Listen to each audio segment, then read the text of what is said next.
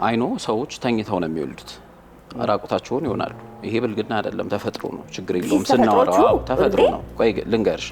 ግን ደግሞ በአግባብ ደረጃ ነው ማለት በአግባብ ደረጃ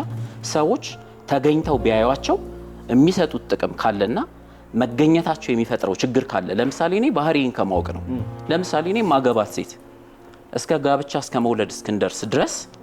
በምንም አይነት ደረጃ የኔን ባህሪ ማትረዳበት ነገር የለም እምወደውን ታቃለች እምጠላውን ታቃለች ምናልባት በርግዝና ጊዜዋ እኔ እንደዚህ አይነት ነገሮች ስለሚያስጨንቁኝ ቢያዘጋጃታለሁ በፍጹም መግባባት ውስጥ የመሰራው ስራ ነው የሚሆነው እኔ አንተን ተፈጥሮ ብለኝ ያርኩ አይደለም ስለዚህ ጨምርልህ እዚህ ላይ መልስልኝ ያንተን ተፈጥሮ እንትን እያልኩ አይደል አንተ ብትሆን እዚህ ጋርም ቶፒክ ሆኖ አይመጣም ወሬው ሲነሳ እኛ ስናወራ እዛ ምሳሌ ይሄ ቶፒክ የመጣው